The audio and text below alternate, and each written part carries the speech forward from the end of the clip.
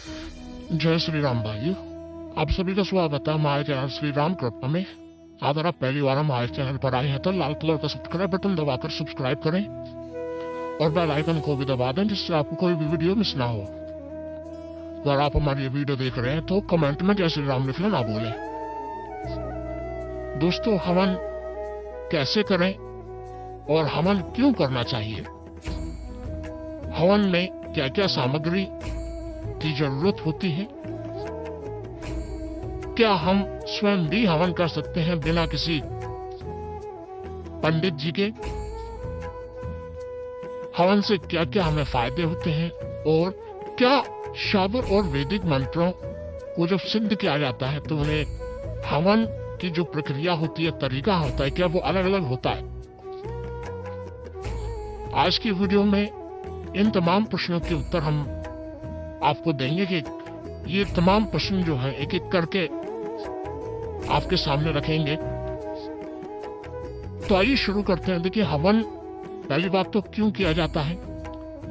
हवन अलग अलग इच्छाओं की पूर्ति के लिए किया जाता है, चाहे वो किसी मंत्र को सिद्ध करना हो, चाहे वो ग्रह शांति के लिए हो, चाहे वो पुत्र प्राप्ति के लिए हो, चाहे वो घर की शांति के लिए हो। इन तमाम कार्यों के लिए हवन किया जाता है। और हवन क्या होता है? एक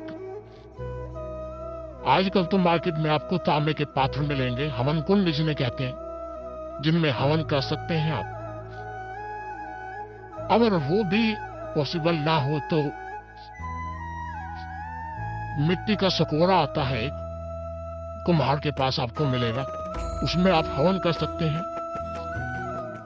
अगर ये भी आपके पास ना हो तो चारों तरफ ईंटें लगा के आप उसके अंदर भी आप हवन कर सकते हैं। देखिए, जब हम वैदिक मंत्रों से हवन करते हैं, तो प्रक्रिया बहुत लंबी हो जाती है और साथ ही उसमें आचमन, पवित्रम और जो उनके मंत्र होते हैं, वैदिक मंत्र, वो बड़ा जटिल हो जाता है एक आम इंसान के लिए हवन करना।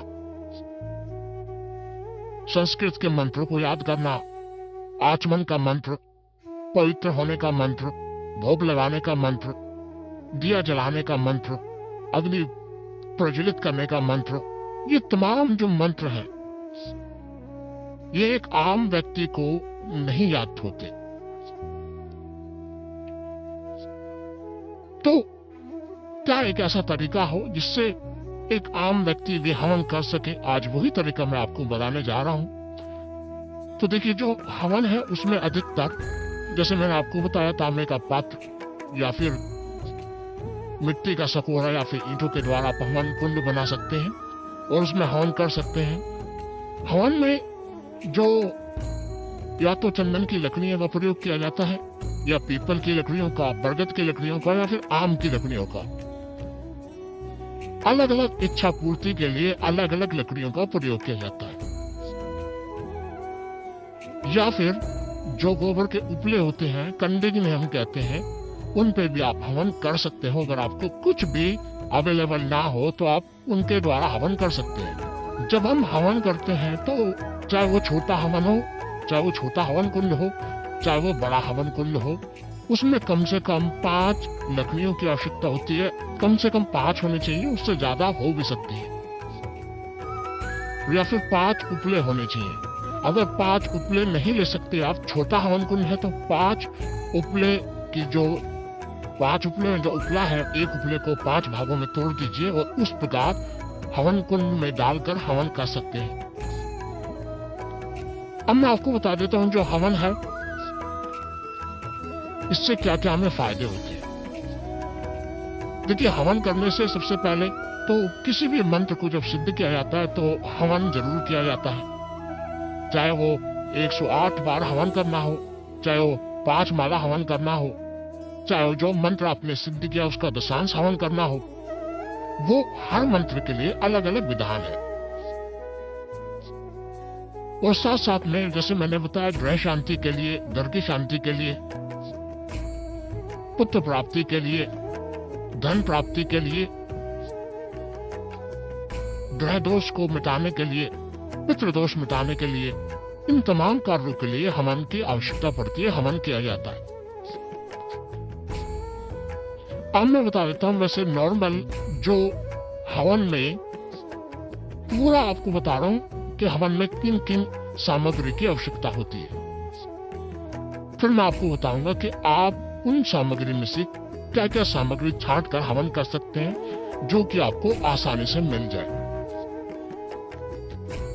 हवन करने में काले तिल का प्रयोग किया जाता है। अक्षत यानी चावल जो कि टूटे ना हो उनका प्रयोग किया जाता है। जौ का प्रयोग किया जाता है। पंचमेवा मिश्री या फिर चीनी का प्रयोग किया जाता है। मिष्ठान में मिठाई का प्रयोग किया जाता है। घी, गोले के छोटे टुकड़ों का प्रयोग किया जाता है। पान, सुपारी, लौंग, जायफल, शहद, चंदन, लाल या सफेद चंदन का जो ब्राता है, चंदन की लकड़ियां, गोबर का उपला, फल, आम की लकड़ियां, चंदन की लकड़ियां, पीली सरसों, बुग्गल, लोबान, फूल, इन तमाम जो ये सामग्री मैंने बताई, चीजें जो बताई, इन तमाम चीजों का प्रयोग अलग अलग हवनों में किया जाता है। अब हमें किस तरीके का हवन करना है जिससे आप अपने घर पे ही हवन कर सके, तो वो सामग्री आपके स्क्रीन पर दिख रही है आपको। काले तिल आप ले लीजिए, चावल आपको मिल जाएंगे, जौ मिल जाएंगे, मिश्री छोटी या फिर चीनी के छोटे दाने, हवन सामग्री और गोले के छोटे टुकड़े और घी, ये सामग्री आपको चाहिए जिसमें आप कोई हवन करेंगे, किसी मंत्र को सिद्ध करने के लिए हवन करेंगे। पहले तो काले तिल, चावल, जो कम मात्रा में मिलाना, बाकी जो सामग्री है वो आप उचित मात्रा में मिला सकते हैं। काले तिल, चावल, जो मिश्री या चीनी, घी और गोले के छोटे टुकड़े।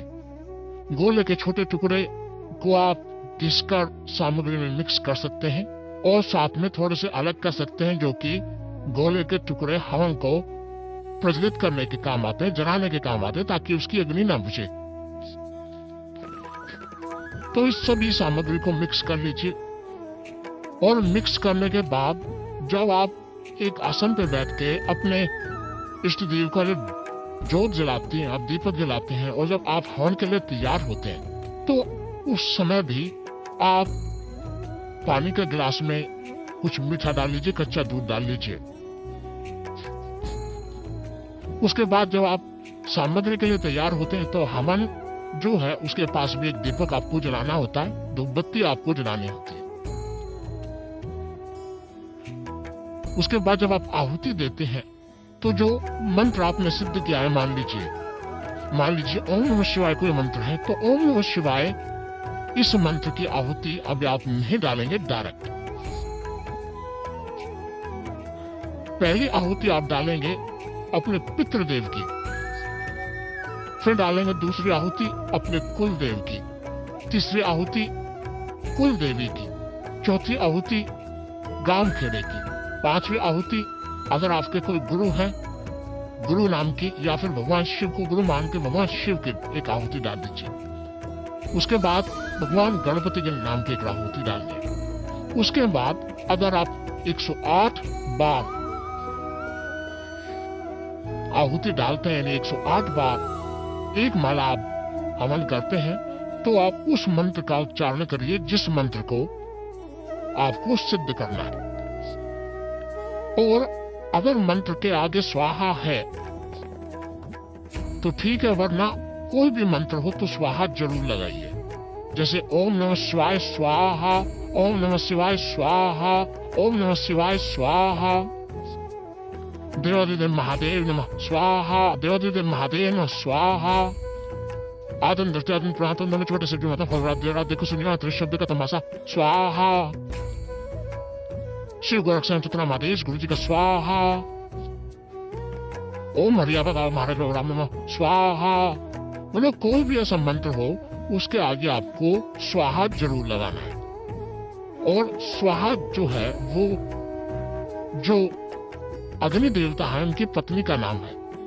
और अग्नि और स्वाहा इन दोनों का जब मिलन होता है तो देवताओं तक उनका भोग पहुंचता है। दिव्य जो हम कहते हैं दिव्य रूप में उनको उनका भोग प्राप्त होता है। तो ये थी छोटी सी जानकारी जो कि मैंने आपको बताई कि हवन आप करेंगे तो किस प्रकार से हवन करना है छोटी सी सामग्री के साथ। वरना अगर आप कुछ और भी इसमें डालना चाहें तो वो अपनी इच्छा से जो मैंने और सामग्री बताई वो भी आप ऐड कर सकते हैं अपने सामर्थ्य के अनुसार।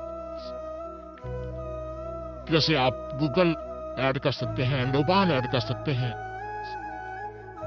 कोई भी मिठाई ऐड कर सकते हैं, फल ऐड कर सकते हैं, शहद ऐड कर सकते हैं, वो आपकी इच्छा के हिसाब से। जब आप आहुतियां डाल दें, पूर्ण रूप से आहुति आप दे दें, तो पहली बात तो ये कि आपको 108 की गिनती कैसे होगी। तो आप उल्टे हाथ में माला को रखें और नीचे कोई कपड़ा बिछा लें, उसके ऊपर मतलब घुटने पे हाथ रखें और माला आपके हाथ में हो। और जैसे एक आहुति डालें तो एक एक मनके को सरकाते रहें, जिससे आपको 108 आहुति का पता चलेगा। उसी प्रकार जब आप भोग लगा देते हैं हवन के द्वारा, उसके बाद जो गिलास आपने पानी का रखा है उसके द्वारा भी आपको 108 आहुतियां देनी है। यानी जो आपकी तिलक वाली अंगूठी होती है उसे भिगोइए और मंत्र को पढ़िए और छींटे मार दीजिए हवन कुंड में स्वाहा। फिर पानी में उंगली को भिगोइए, उसके बाद छींटे मार दीजिए हवन कुंड में स्वाहा। 108 बार इस प्रकार कीजिए और उस जल को किसी भी पेड़ में आप अर्पित कर दीजिए। हवन के बाद प्रसाद जरूर बांटें, चाहे कुछ भी जो भी आपके सामर्थ्य के अनुसार, चाहे बतासे आप बांट दीजिए, मिठाई आप बांट दीजिए, हलवा पूरी जो आपका सामर्थ्य है। जब हवन आपका समाप्त हो जाता है तो हवन को हाथ जोड़ के माथा टेक के और जो भी आपकी इच्छा वो बोल के आप उठ जाएंगे। तो जो हवन की जो आग है वो ठंडी हो जाए तो उसको किसी भी जल में, जो आपको समय मिले तो जल में प्रवाहित कर दीजिएगा। तो ये था किसी भी मंत्र का हवन करना। बाकी नवरात्रों में किस प्रकार से माता का हवन करना है, ग्रह शांति के लिए किस किस प्रकार का हवन करे, क्या सामग्री हो, ये मैं अलग वीडियो में आपको बताऊंगा, जिससे आपको पूर्ण तरीके से समझ में आएगा। एक चीज और मैं आपको बता दूं कि जो मंत्र आपने पहले सिद्ध किया हो, कोई ग्रहण काल में, दीपावली, होली, और आपको ऐसा लगता है कि वो मंत्र सिद्ध नहीं हुआ है, तो भी आप उसका हवन जरूर कीजिए। एक बार कीजिए हवन एक माला का, उसके बाद कुछ दिन बाद उसका हवन कीजिए, तो वो सिद्ध हो जाता है, पूर्णता को प्राप्त हो जाता है। एक बात और कि जो मंत्र आपने पहले से सिद्ध किए हुए हैं उनका हवन करते रहिए। ऐसा बिल्कुल नहीं होता कि आपने कोई मंत्र सिद्ध किया उसके बाद उसे छोड़ दिया।